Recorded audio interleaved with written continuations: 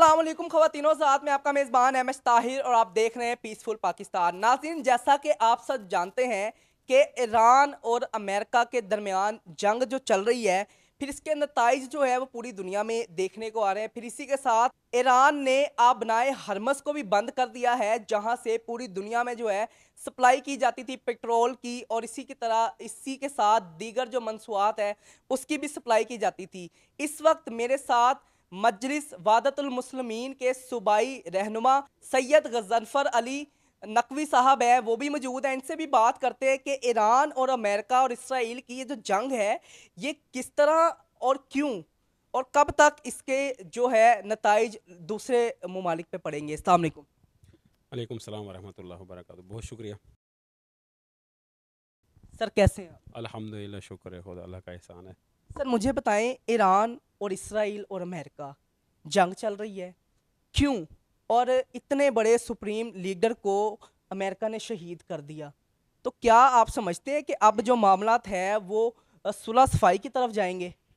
देखिए, उसके लिए एक तो बहुत ही अच्छा आपने क्वेश्चन किया है। और अभी मौजूदा दौर में अभी उस खुद डोनाल्ड ट्रंप वो जब हमला कर रहा है उसके मुख्तलिफ उसने उसके जवाब पैदा किए करने की कोशिश की है।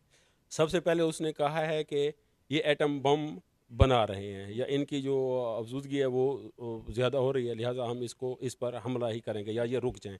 लेकिन उसके जवाब में तो ऑलरेडी खुद ईरान ने कई दफ़ा बारहा उन्होंने कहा है कि हमें एटम बम की ज़रूरत नहीं है, हम एटम बम नहीं बना रहे हैं। फिर उसने इस तरह के मुख्तलिफ और हीले बहाने करके बिल आखिर वो जो ना चाहते थे, क्योंकि अब इस टाइम अमेरिका ये यहूदी ये चाहते हैं कि हम ही किसी भी मुल्क में हमारी ही पॉलिसी हो, हमारे ही तहत चले, हमारी ही हुक्मरानी हो। इसके अलावा कोई मुल्क सरवाइव नहीं कर सकता है। तो आप अब देखें कि पूरे इस वर्ल्ड में पूरे इस्लामी मुल्कों में एक ईरान ही है कि जो कायम भी है दायम भी अल्हम्दुलिल्लाह, और अमेरिका की आंखों में आंखें डाल के बात करता है कि हम जालिमों के खिलाफ हैं, हम गजा के साथ हैं, फ़लस्तीन के साथ हैं। आपको क्या लगता है कि अभी भी मजीद जो है जंग जारी रहेगी, क्योंकि इतने बड़े सुप्रीम लीडर को शहीद कर दिया गया? तो क्या आप समझते हैं कि ईरान जो है वो अब खामोशी के साथ पीछे हट जाएगा या फर्दर भी कार्रवाइयाँ होगी?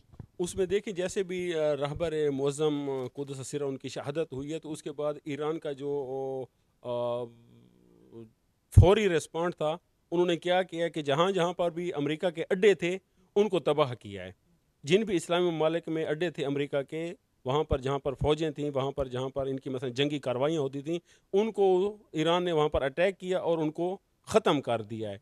तो मज़ीद इसके बाद वो ईरान है, उन्होंने फिर ये भी कहा है कि हम इस्लामी ममालिक से मादरत चाहते हैं। उसकी वजह ये है कि बाज़ लोग ये समझते थे कि ईरान इस्लामी ममालिक पर हमला कर रहा है, जबकि वो हमला वहाँ पर नहीं होता। हाँ, मुमकिन है उन इस्लामी ममालिक के लिए भी मुश्किल तो बनी है, लेकिन वहाँ पर उनका जो मकसद था, जो टारगेट था, वो अमेरिका के अड्डे थे। वो जंगी जगह थी जहाँ पर से जहाज़ उड़ते थे, जो वहाँ पर ईरान पर टारगेट करने के लिए वहाँ पर जो है ना हरकत आती थी, तो वहाँ पर उन्होंने ईरान ने हमला किया है। तो अभी देखिए, ईरान यही कह रहा है कि हम अगर 6 माह भी मज़ीद हमें जंग की तरफ जाना पड़ा, तो हम 6 माह तक के लिए भी हमारे पास सब कुछ मौजूद है। और हमारे जितने एक दिन में मिज़ाइल हम दागते हैं, जितने मिज़ाइल हम चलाते हैं, उतने ही मिज़ाइल हम उसी ही दिन में इंशाल्लाह हमारे इंजीनियर वो तैयार कर देते हैं। तो ये अगर लॉन्ग टाइम में अगर जाती है जंग, तो ईरान के लिए कोई मुश्किल नहीं है इंशाल्लाह। सर, ये भी देखने में सामने आ रहा है, क्योंकि ईरान और इसराइल और अमेरिका की जो जंग है इसके नताइज पूरी दुनिया में है, बहुत ज़्यादा मुश्किलात का सामना हो रहा है। फिर इसी की तरह जो पेट्रोलियम मसनूआत थी जो कि ईरान से पूरी दुनिया में सप्लाई होती थी, उसकी भी बंदिश है। तो क्या आपको लगता है कि पूरी दुनिया इस जंग के नताइज भुगतेगी?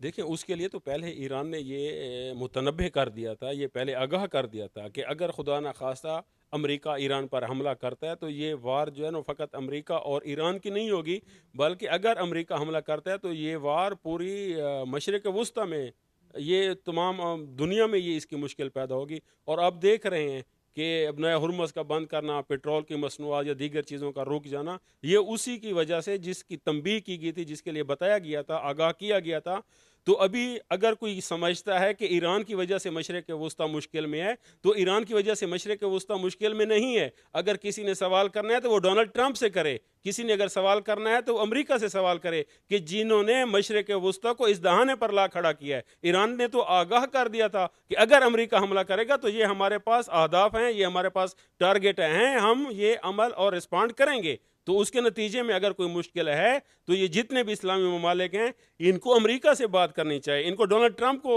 अंडर प्रेशर करना चाहिए, ना कि ईरान पर बात करें। मुझे बताइएगा कि आपको लगता है कि आयतुल्लाह खामनाई साहब को जो शहीद किया गया है, इसके बाद अब जो है ये जंग रुक जाएगी या ईरान जो है पीछे हट जाएगा? नहीं, ऐसा तो बिल्कुल भी नहीं है, क्योंकि ईरान की बहुत बड़ी शहादतें दी हैं इस मकावमत के लिए, इस रेजिस्टेंस के लिए, इन मज़लूमों की आवाज़ के लिए। दरअसल ईरान जो है वो गज़ा की जंग लड़ रहा है, अगर देखा जाए, अगर ईरान जो है वो दर हकीकत फ़लस्तीन की जंग लड़ रहा है, ईरान जो है वो मज़लूमों की जंग लड़ रहा है, वो ईरान इस्लाम की जंग लड़ रहा है।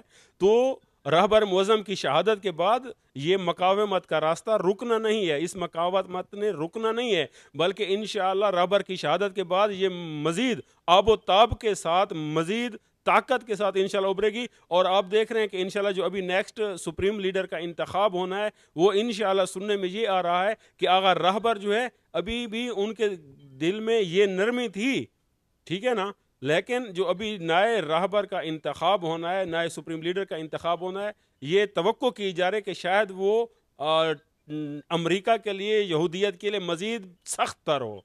तो ये रास्ता रुकने वाला नहीं है, बल्कि ये आगा रहबर की शहादत से मुसलमानों को मज़ीद एक ताकत मिली है, मज़ीद एक आबरू में इजाफे का सबब हुआ है। तो इस वक्त ज़रूरत है कि जितने भी हैं मुस्लिम ममालिक हैं, जितने इस्लामी ममालिक हैं, इनको एक पेज पर होना चाहिए, मज़ीद इक़दामात करने चाहिए। यहूदियत, कुरान का ये वाज़े ऐलान है कि यहूद व नसारा आपके कभी दोस्त नहीं हो सकते। तो जो ये दोस्ती की पींगें लड़ा रहे हैं, तो ये क्या तवक्को करते हैं? लिहाजा जो हमारे इस्लामी मुल्क है, ईरान है, हमसाया मुल्क है, बहुत सारे हकूक़ हैं। सबसे बड़ी बात यह है कि ईरान की जंग नहीं लड़ रहा है, ईरान गज़ा की जंग लड़ रहा है। 80,000 बच्चों के कातिल के साथ वो दस्त व गरेबान है, उसके मुकाबले में है। तो यहाँ पे इस्लामी ममालिक, तमाम दुनिया के जितने भी हैं मशरिक़ वस्ता में, तमाम का हक बनता है कि वो ईरान की आवाज़ के साथ आवाज़ मिलाएं, ताकि एक स्ट्रांग और मजबूत आवाज़ बनकर इत्तेहाद के साथ, इत्तफाक के साथ, ताकि यहूदियत को पता चल जाए। आज क्यों ये बातें हो रही हैं कि अमेरिका कभी हमारे हमसाया ममालिक में आ जाता है, मशरिक़ वस्ता में फ़लाँ फ़लाँ जगहों पे अड्डे हैं, ये अड्डे ना दें तो वो खुद अपनी मौत खुद मर जाएगा। तो ये चीज़ें इत्तफाक की तरफ आनी चाहिए, वहदत की तरफ आनी चाहिए, और इंशाअल्लाह आगा रहबर की जो शहादत है, इंशाअल्लाह इससे मज़ीद उम्मत मुस्लिमा की इज़्ज़त व आबरू और ताकत व तवानाई के इंशाअल्लाह सबब बनेगी ये शहादत। इस वक्त सोशल मीडिया के डिफरेंट प्लेटफॉर्म्स के ऊपर एक वीडियो बहुत ज़्यादा सर्कुलेट हो रही है, जिसमें आयतुल्लाह खामनाई साहब ये फरमाते हैं कि अमेरिका हमें मौत से डराता है, हम अपना सर कटवा तो सकते हैं लेकिन झुका नहीं सकते। इस टाइम ये वीडियो जो है बहुत ज़्यादा सर्कुलेट हो रही है। ये तो देखें ना, जिनका तल्लक करबला के साथ होता है, ज़हर है उनका जीना मरना भी करबला के साथ होता है, और यही दर्स करबला है। जिस तरह मौला इमाम हुसैन अलैहिस्सलाम ने करबला के मैदान में ये फरमाया था, इन्ना दाई अपना दाई बैन इसनतैन बैन सिल्लत व ज़िल्ला, कि हमारे लिए दो रास्ते हैं, एक ज़िल्लत का रास्ता है और एक सआदत और खुशबख्ती का रास्ता है, और वो सआदत का रास्ता शहादत का रास्ता है। और ये शहादत हमें करबला से मिलती है, और जिनके पास करबला है वो कभी सरेंडर नहीं करते हैं, वो कभी ग़ुलामी को पसंद नहीं करते हैं, वो फ़कत वाहिद खुदा के सामने सर बसजदा होते हैं। लिहाजा ये शहादत सआदत है। अगर रहबर शहादत के अजीम मरतबे पर फ़ायद हुए हैं, और हमारी भी ये तमन्ना है कि हम भी आगा रहबर के दोस्तों में शुमार हों। ये नाज़रीन, इस वक्त मेरे साथ सूबाई रहनुमा मौजूद थे मजलिस वहदतुल मुस्लिमीन के। इनकी तमाम तरह आपने गुफ्तगू सुनी, और इस वक्त ये जो जंग जारी है, हो सकता है अगर यहीं पे इक़दामात किए जाए तो यहाँ पे रुक जाए, लेकिन अगर यहाँ पे कोई पॉजिटिव इक़दामात नहीं किए गए, बैठ के इस मसले का हल नहीं निकाला गया, तो हो सकता है इसके जो नताइज हैं वो पूरी दुनिया को भुगतने पड़े। और अमेरिका की जानिब से ये भी बयान सामने आया है कि ईरान जो है वो अमेरिका के ऊपर हमला करेगा। लेकिन यहाँ पे एक चीज़ बड़ी क्लियर है, ईरान वाहिद दुनिया का ऐसा मुल्क है जिसने अमेरिका की आंखों में आंखें डाल के कहा है कि हम शहादत कबूल करेंगे लेकिन ग़ुलामी को हम अपनी जूती की नोक पे रखते हैं। डोनाल्ड ट्रंप इस वक़्त इसराइल को बहुत ज़्यादा सपोर्ट कर रहे हैं, लेकिन इस वक़्त आयतुल्लाह ख़ामनाई की शहादत जो है वो रायगा नहीं जाएगी। पूरी दुनिया में उनके पैरोकार मौजूद है जो कि रहबरे मुअज़्ज़म के रास्ते पे चल के अपनी जानों का नज़राना तो पेश कर देंगे, लेकिन कभी भी गुलामी कबूल नहीं करेंगे। इसी के साथ ईरान ने भी ये चीज़ बड़ी क्लियर की है कि हम अपने रहबर का रास्ता कभी नहीं छोड़ेंगे।